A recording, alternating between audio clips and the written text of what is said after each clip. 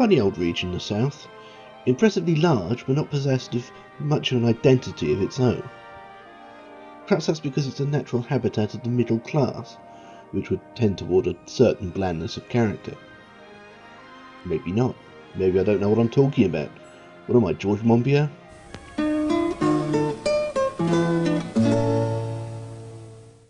Anyway, something the South shares with its counterparts to the West, by which I mean my region, as seen way back in episode 1, is an inability to keep hold of an ITV station. The South East and the South West are, to my knowledge, the only regions for which the ITV channel changed hands with almost every major franchise round, discounting 1974 when nothing happened whatsoever. Unlike my region, however, the likes of Kent and Surrey are full of people who actually matter, and so they got their start in 1958, just 3 years into ITV's existence.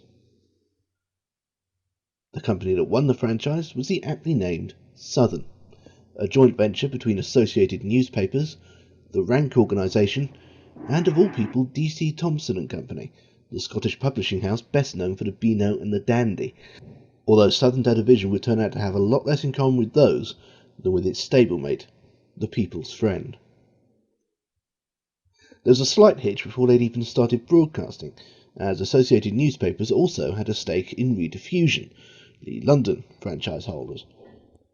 And the ITA didn't want a single company to have its fingers in more than one ITV franchise, because of the whole integrity thing that was still considered quite important at the time. So Associated Newspapers were told they'd have to sell one or the other interest, and they chose to stick with Southern.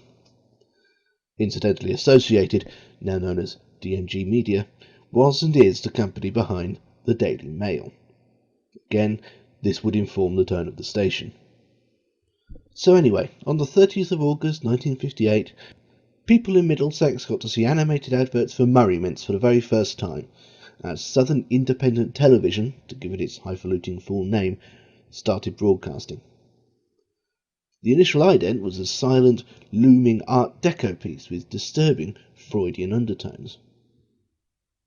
You could have someone's eye out with that.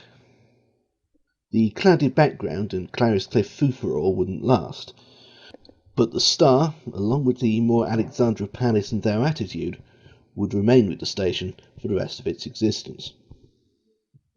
The first change came only a few years later, in 1961 or so, as the star regenerated into its more familiar line drawing form, and gained what I suppose qualifies as a jingle, albeit the most forbidding jingle in ITV's history, Yorkshire and ABC included.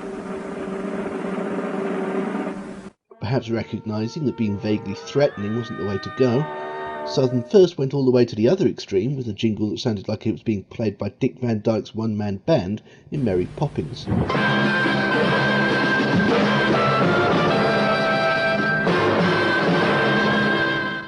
This was altogether too busy, not to mention common. Southern's keyword was always class. Their image had to be tasteful. They finally cracked it when they contacted Simon Race to provide the trademark 8 notes on a slightly out-of-tune guitar jingle, which alongside the star and the slogan, "The station that serves the South," finally gave Southern its own definitive identity.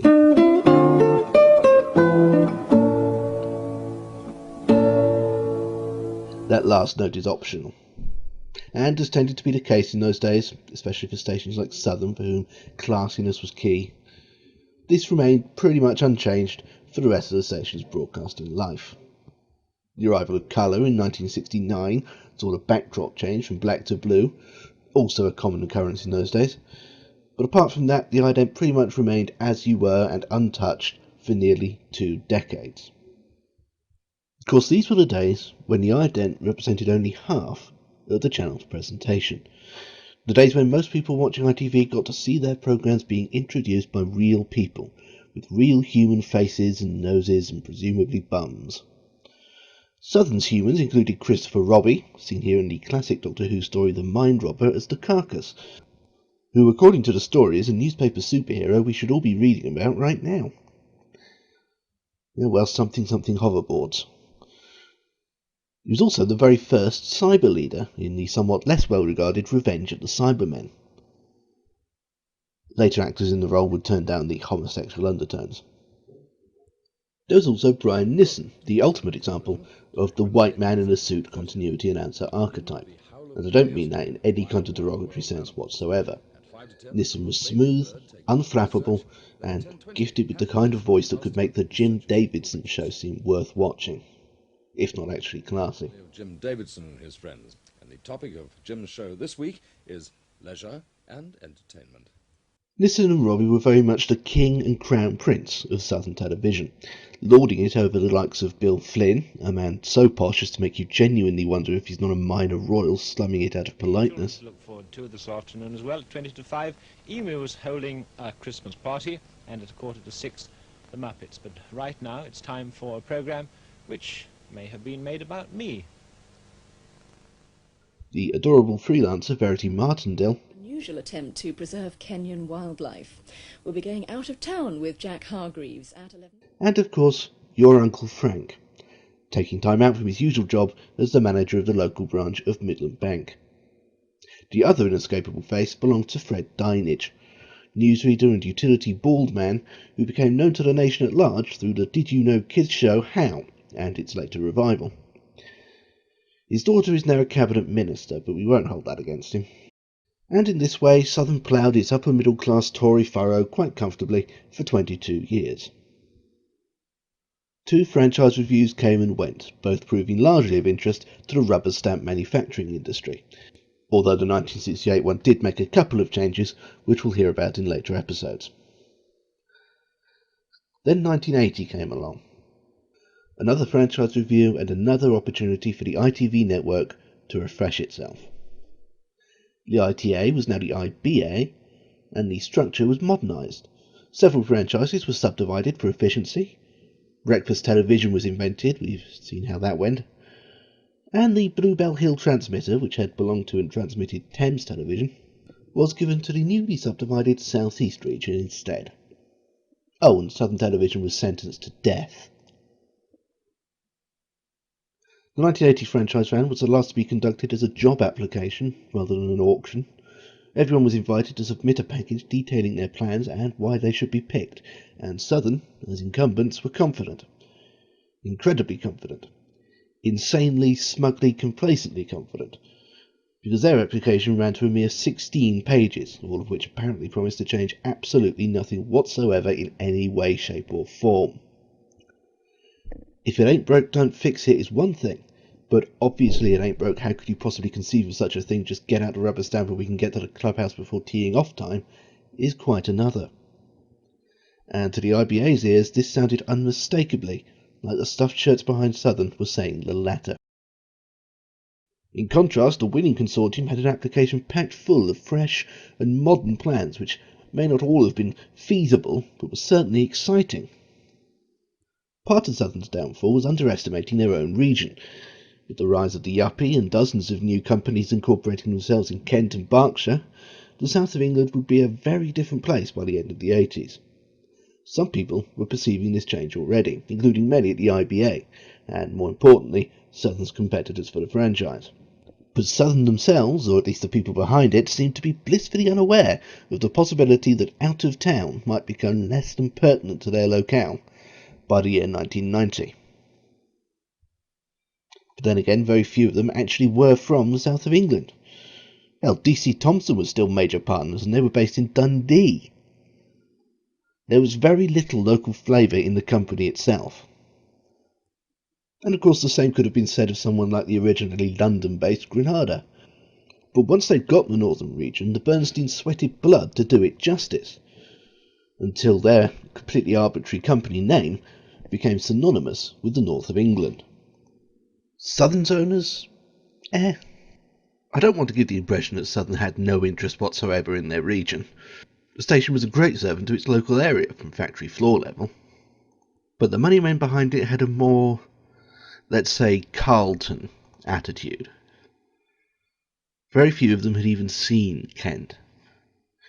The IBA, having balls in those days, took a dim view of this, and given the perfunctory nature of the application and the paucity of new ideas, decided instead to give the licence to the up-and-coming new guys with actual plans for the future.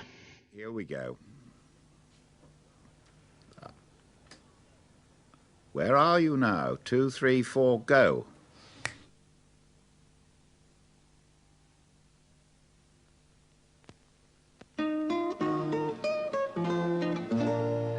As far as Southern executives were concerned, this was the single greatest act of betrayal in human history.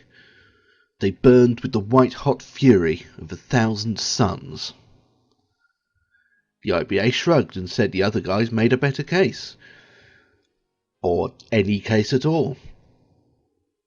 They invited Southern to reapply and this time bother to explain what they were actually going to do. But they didn't. Instead, they sat in their cells on death row, slowly marinating in their rich, creamy sense of betrayal. When Christmas 1981 rolled around, if you lived in Surrey and only watched ITV, you might have come away with the impression that the world was going to end on New Year's Day. The continuity booth was now decorated with what amounted to their own headstone. They were displaying their date of death across the channel like condemned men. And in case that was too subtle, they made sure to never miss an opportunity to verbally remind the viewers of their impending demise. The stations, that is, not the viewers. Although, as I said, you might very well have come away with the impression that they were one and the same. And the executives behind Southern probably would have been okay with that. I'm sure you know that today is the very last day of Southern Television's transmission, so it's time now for the last house party. Now, this wouldn't seem unreasonable in isolation. It was nothing that TSW didn't do 11 years later. Well, apart from the huge tombstone looming over the continuity announcer's shoulders like the spectre of death. But this was just a small part, of Southern's gruesome, dignity-free flame-out. The worst was yet to come, in the shape of Southern's last broadcast, and its goodbye from us. It turned out to be one of the most relentlessly bitter, supposedly celebratory programmes ever broadcast, despite the best efforts of the evening's compere, Christopher Robbie. To be fair to him and most of the other performers that day, they managed to hold on to most of their personal dignity throughout the increasingly psychotic proceedings. Essentially, the cyber leader here was given the unenviable job of hosting a near 3-hour televised tantrum on the part of the company directors, and he did a decent job of it. The show mostly consisted of clips from ballets, Glyndebourne operas, and festivals of contemporary dance, because Southern were a classy station for a cognoscenti laid low by a cabal of classless populist plebeians hell-bent on entertaining the working class. Surprisingly little mention was made of this. Take a letter, Mr. Jones, ignore the telephone. You're a model secretary, you don't leave me in a mess. Or this, which incidentally is the British remake of Groucho Marx's You Bet Your Life.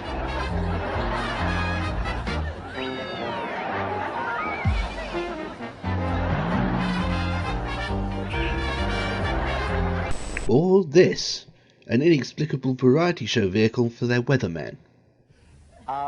We have a bright and swinging opening to our programme this evening because Diane has chosen as her weather song, Don't Rain on My Parade. Nope, Shakespeare, Elgar and documentaries about boats. Relentlessly highbrow stuff with absolutely no Nookie Bear.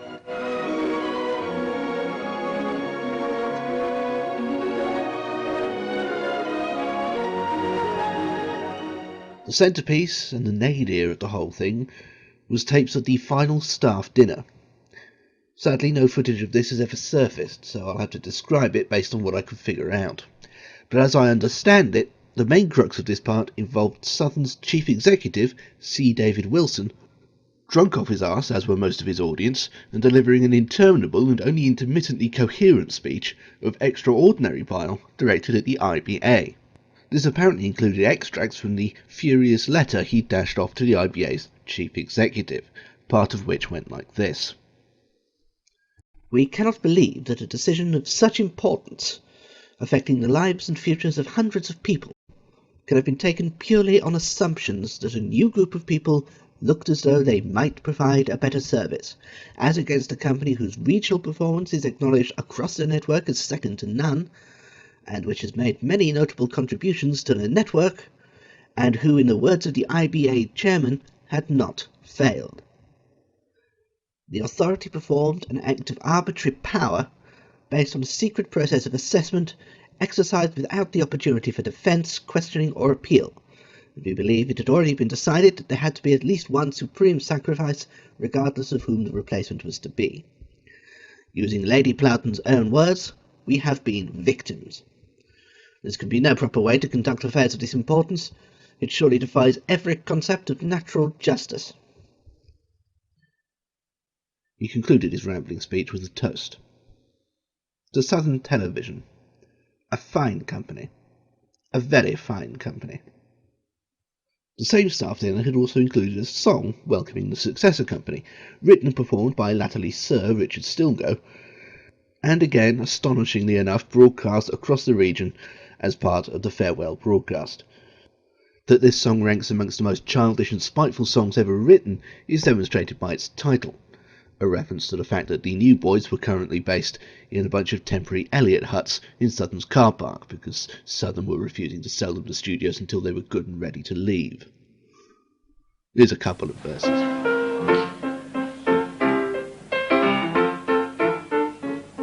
We have bought a cabin TV, and we can't believe our luck to have got the bit from Channel to North Sea. To be frank, we thought the best would have been to go for Westwood or Yorkshire or even ITV. We have bought a cabin TV, and the southeast of our patch is top of our list of priorities. It will be all systems go in our Maidstone studio just as soon as we find out where Maidstone is. If you really want to hear any more of that, here's the link. At least Wilson's diatribe was aimed at the IBA, not the blameless company due to replace them. All in all, it was the worst possible way for a TV station to go out. These days, when a channel dies, and it happens a lot in the digital age, they generally just cut to a holding slide reading goodbye and have done with it.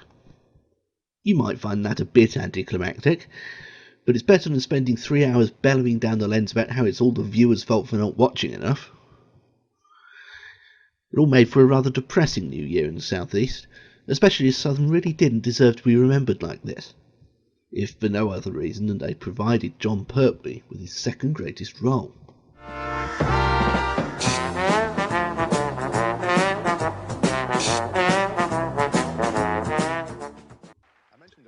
The show went on and on well beyond midnight, finally coming to an end at 1:45, by which time Southern's contract had already expired, of course.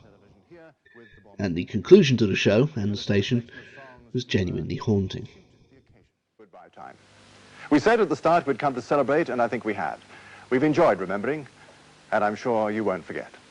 So, with a final farewell smile from those Southern people who've become, for many of you, true friends, it's goodbye from us.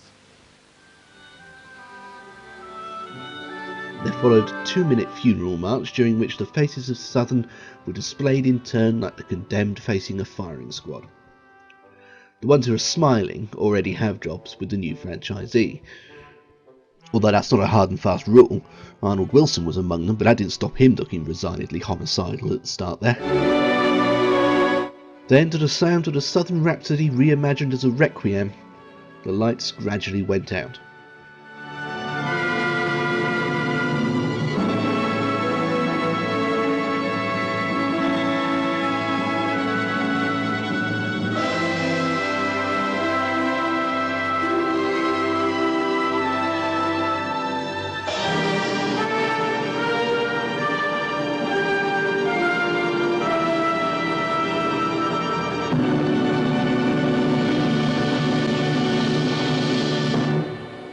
All that remained was the most haunting closedown in British television history.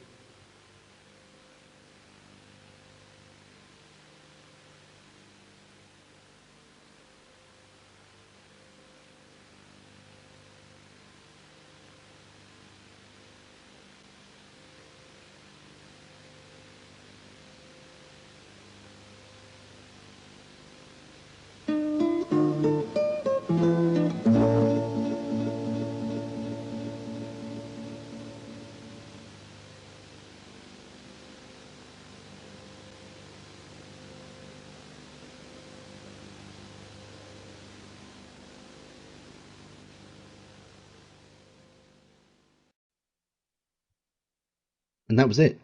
No announcement, no God Save the Queen, no don't forget to switch off your set. The transition was abruptly murdered, and Southern were history. But surprisingly enough, the world continued to turn, and 8 3/4 hours later... Good morning. It's New Year's Day 1982, and this is Television South, TVS, the new independent television company that's proud to serve both the south and southeast of England. To begin with, we bring in the new with, for the first time, our symbol, which will soon become very familiar.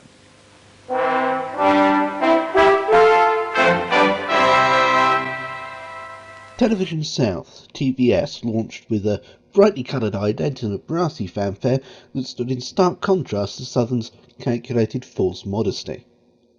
Right from the start, the former Portakabin TV was brash, exciting, ambitious and colourful. Well, mostly. And contrary to what C. David Wilson might have wanted to imply, the old Southern faces were not ritually slaughtered with the gigantic onyx dagger in order to power the studios with their blood. Well, look, how could you deny that face? The TVS rainbow-coloured leafy flowery thing on a black background remained for the first 5 years of the channel's existence, during which both Channel 4 and the BBC revolutionised television presentation with their spinnery, computery generated who-ja-was-name things. Apologies for the technical jargon. TVS, being the ambitious little scamps that they were, wanted to get in on all this pixelated action, so they refreshed their look in 1986 in this wise.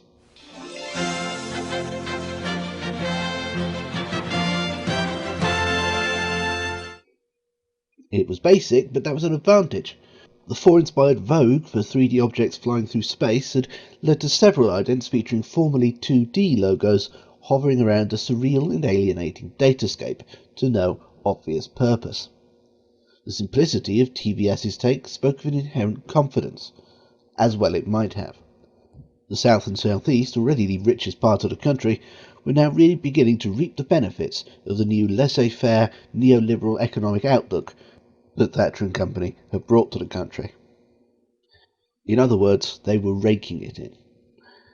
And their thoughts turned, as so many other companies would at the time, toward conquest. First Maidstone, then the world. And this is where it started to go wrong. IBA regulations prevented them from taking over any other franchises, in case we ended up with exactly what we've ended up with now. So instead, TVS went further afield. MTM Enterprises were, of course, the company set up by Mary Tyler Moore to make her eponymous show, and later became the vanity logo behind such genuine classics as Hill Street Blues, Saint Elsewhere, and both Bob Newhart sitcoms. Moore had already departed from the day-to-day running of the company, and her by then ex-husband buggered off to head NBC shortly after TVS began broadcasting, leaving an open goal for the little ITV franchisee that could to buy the relatively massive American company Lock, Stock and Barrel in 1988. Shortly after the acquisition, Mimsy the cat finally died at the age of 20. This might have been seen as a bad omen.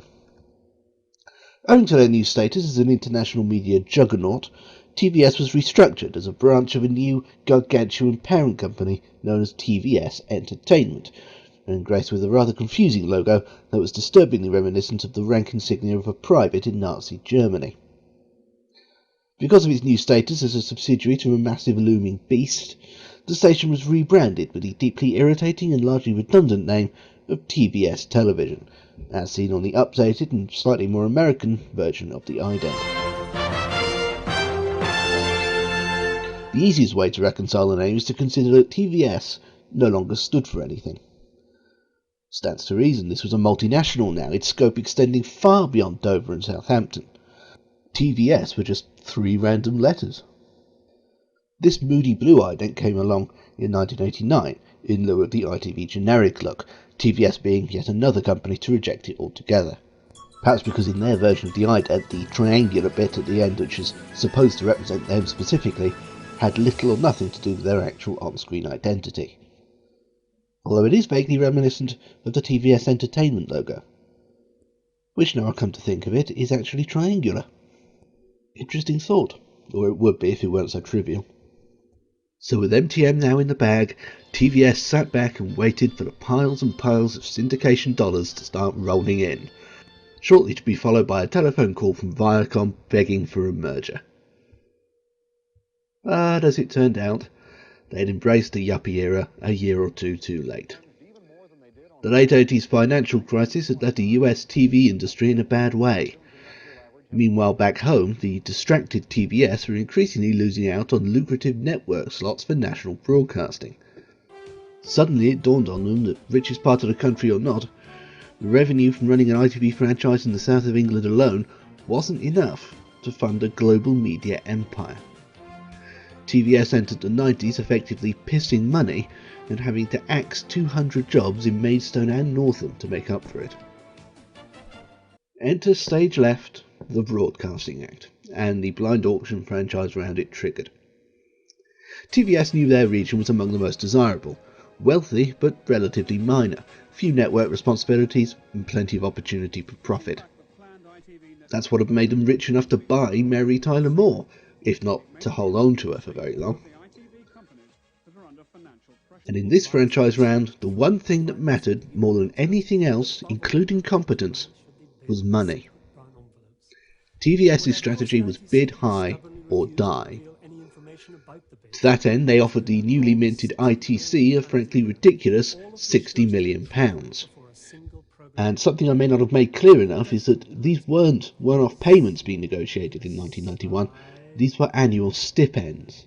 TVS were offering up £60 million a year, not on programming or broadcasting or development or technology, but just as a tithe to the regulatory body. The ITC's response? Chini Recon. The bloated offer triggered the equivalent of final jeopardy, the shadowy third criterion previously unspoken. TVS were not permitted to harm OCP employees. No, wait, it was that while having the highest bid was all well and good, you had to be sensible. If you couldn't realistically promise to keep up your payments, well... And with TVS visibly hemorrhaging coins all over the place as it was, the chances of them being able to spare 60 million quid every year looked extremely, even laughably, remote. They'd made a classic rookie poker error. Poorly bluffing on a bad hand. Bid high or die became bid high and die. Or put another way, that's all, folks. And so TVS's short life ended. It could be argued that they had even more right to be aggrieved than Southern. At least Southern lost in a fair fight. But ultimately, like their predecessors, they were the architects of their own downfall. And unlike their predecessors, they realised it, accepted it, and went out with dignity intact. Their final broadcast, Goodbye to All That, was presented by the legendary Fred Dinenage alongside Westwood veteran Fern Britton, and contained not a trace of the bitterness that had accompanied their birth. Yes, goodbye, have a great new year, and thanks for watching. Cheers! Where Southern had assumed their viewers' sadness and gratitude, not to mention anger, TVS attempted to earn it. Where Southern mourned, TVS celebrated. And where Southern seemed to believe the viewers should be thanking them, TVS, with their very last image, thanked the viewers.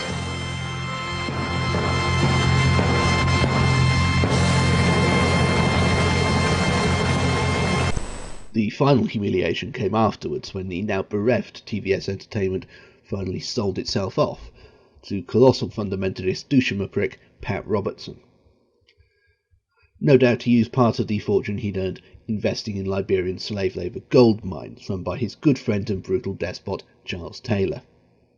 Or maybe it was the diamond mines in Zaire that he co-owned with Mobutu Sese Seko, and got 700 club viewers to fund by pretending they were transporting refugees and not pickaxes. Whatever, the hell with him. And I mean that literally. If there is one, he is certain to go to hell. Back to ITV. Taking over the south and southeast was a relatively demure company known as Meridian. Main movers behind them were Mills and Allen International, MAI, one of those capitalist odd-job companies with interests everywhere, from advertising billboards to opinion polling.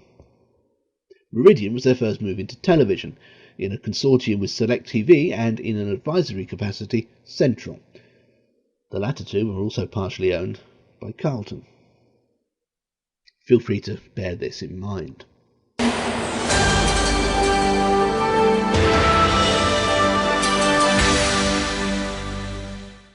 The most striking thing about the new station was its logo. Recalling the Art Deco feel of the original Southern ident, it was really quite odd for a TV station. Being far from immediate, it didn't quite have the same scroll-on-pencil case appeal as the Granada G Arrow. This is not to say it was bad, however, far from it. Some people sneered at it, true, but those were the same people who made almost every company in the world change their logo to a lowercase sans serif in sky blue at the turn of the century.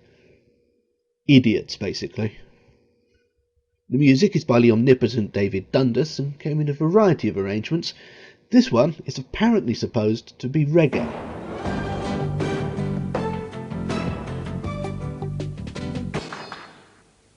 Yeah man, we be jammin'.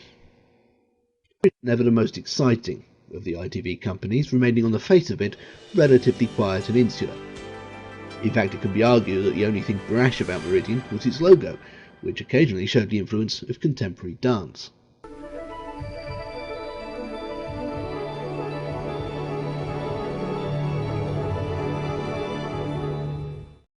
They're mostly known in my house for creating Wizadora, the preschooler show which was equal parts charming and nightmarish. You have every special way, Wizadora, nothing surer. You're the one that can brighten up my day. I really should have found this more unsettling than I did. They also produced Zap, the wordless live-action comic book, which again felt vaguely like a fever dream. Unfortunately, they were also instrumental in CITV dropping Reboot after the second series. Bastards. So that was Meridian's image: Art Deco, quietness, and faintly troubling children's series. But behind the scenes, they were almost as ambitious as TVS, but better at it. They were helped, of course, by the Broadcasting Act making it legal for one company to own a controlling stake in more than one ITV franchise. And as soon as the traps were opened in 1994, they, or rather MAI, snatched up Anglia Television for no reason at all except that it was there. In 1996, MAI merged with United Newspapers, then owners of the Daily Express, to form UNM. Just go with it. At the same time, the ident was refreshed to become calmer, more purple, and slightly harder to make out.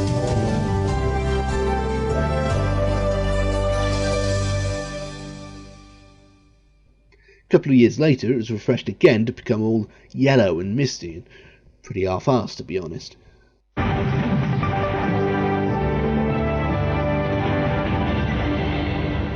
By now, in 1998, UNM had added HTV to their portfolio, and were in merger talks with Carlton, who, you'll remember, already have, through 6 degrees of separation, approximately 25% interest in Meridian.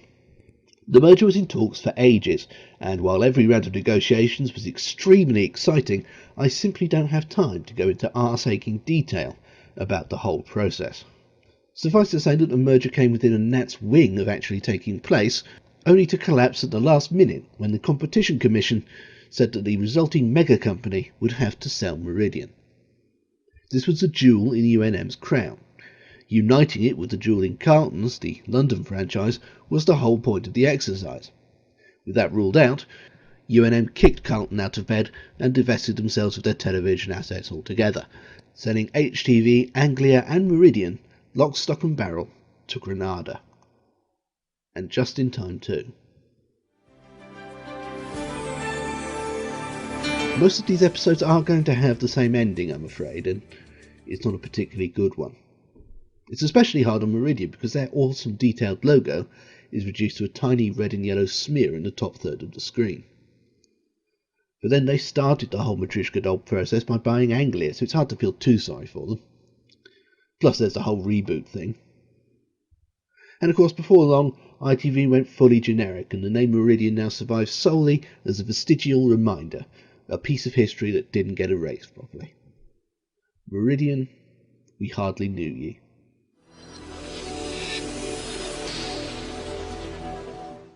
Still, funny old region, the South. 3 different ITV stations. One died from lack of ambition, the other 2 killed themselves through over-ambition. It probably just goes to show something, but God alone knows what.